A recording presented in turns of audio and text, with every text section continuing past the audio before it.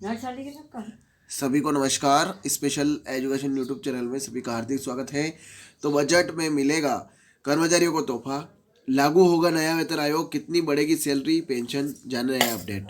आमतौर पर 10 साल में नया वेतन आयोग तय करती है। इसके आधार पर 2016 में गठित सातवें वेतन आयोग की अवधि 31 दिसंबर 2025 को समाप्त होगी। अगर 10 साल के पैटर्न पर आठवां वेतन आयोग लागू होता है तो सरकारी कर्मचारियों के वेतन में 186% की भारी बढ़ोतरी हो सकती है। इस खबर को अंत तक जरूर जानें, आगे अच्छी अपडेट है। स्पेशल एजुकेशन यूट्यूब चैनल के माध्यम से मैं आपको इसमें बताऊंगा। और भी है कि नए साल 2025 में महंगाई भत्ता वृद्धि के साथ आठवें वेतन आयोग को लेकर चर्चाएं जोरों पर है। चूंकि अब तक हर 10 साल में नए वेतन आयोग का गठन होता आया है।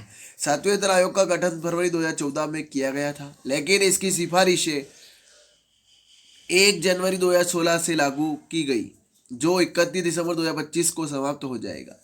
ऐसे में कयास लगाए जा रहे हैं कि केंद्र सरकार फरवरी में पेश होने वाले बजट 2025-26 में या इसके बाद आठवें वेतन आयोग को लेकर कोई विचार कर सकती है और फिर जनवरी 2026 से नया वेतन आयोग लागू किया जा सकता है। हालांकि अभी आधिकारिक पुष्टि होना बाकी है। अगर आठवां वेतन आयोग लागू होता है तो कर्मचारियों का न्यूनतम वेतन 34,000 और पेंशन 17,000 तक पहुंच सकती है। सीधे तौर पर कहें तो वेतन में 186% की वृद्धि होगी। अब तक कई कर्मचारी संगठन भेज चुके हैं प्रस्ताव। हाल ही में केंद्रीय ट्रेड यूनियनों और भारतीय मजदूर संघ ने वित्त मंत्री सीतारमण से मुलाकात कर आठवें वेतन आयोग के गठन की मांग की थी, जिससे करीब 50 लाख सरकारी कर्मचारियों और 67 लाख पेंशन भोगियों पर असर पड़ेगा।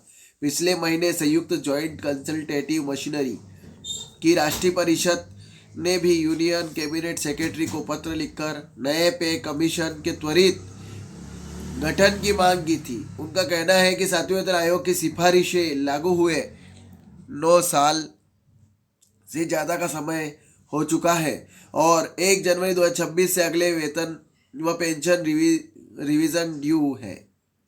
इससे पहले मानसून सत्र के दौरान राज्यसभा सांसद रामजीलाल सुमन और जावेद अली खान ने सवाल किया था कि इस पर वित्त राज्य मंत्री पंकज चौधरी ने कहा था कि केंद्र सरकार के सामने आठवें वेतन आयोग के लिए फिलहाल कोई प्रस्ताव विचार के लिए नहीं है। सिर्फ 2 अभ्यावेदन मिले हैं। क्यों उठ रही है नए पे कमीशन की मांग? तो गौर मतलब है कि वेतन आयोग भारत सरकार द्वारा गठित एक विशेष समिति होती है।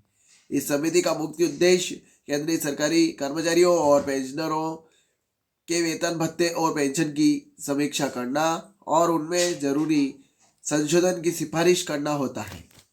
अब तक हर 10 साल में केंद्र सरकार नए वेतन आयोग का गठन करती आई है। इस हिसाब से अगला वेतन आयोग 2026 में लागू होना है, जिस पर 2026 से विचार करना पड़ेगा, क्योंकि नए वेतन आयोग में सरकारी कर्मचारियों की सैलरी और पेंशन को अलग अलग आर्थिक मापदंडों, खास तौर पर महंगाई के हिसाब से रिवाइज किया जाता है।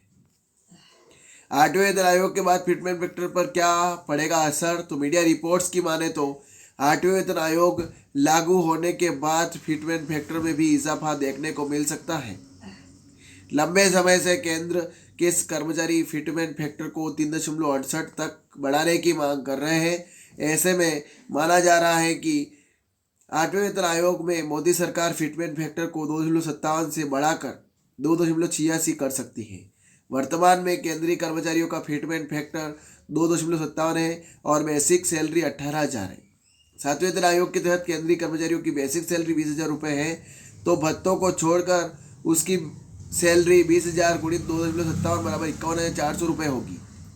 अगर इसे आठवें वेतन आयोग में बढ़ाकर 2.86 कर दिया जाता है तो यह सैलरी 20,000 गुणित 2,86 बराबर 57,200 रुपये हो जाएगी।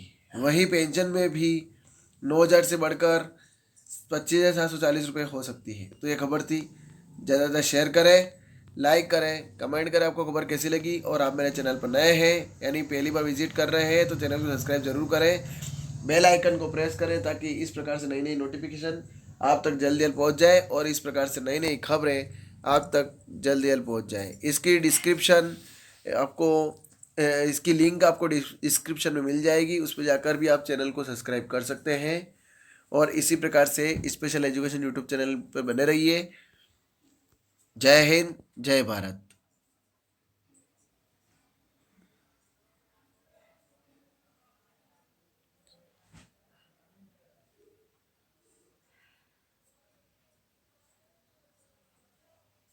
ಇದು ಬುಕ್ಕಿನ ಹಾಗೆ ಹಾಕಿಲ್ಲ.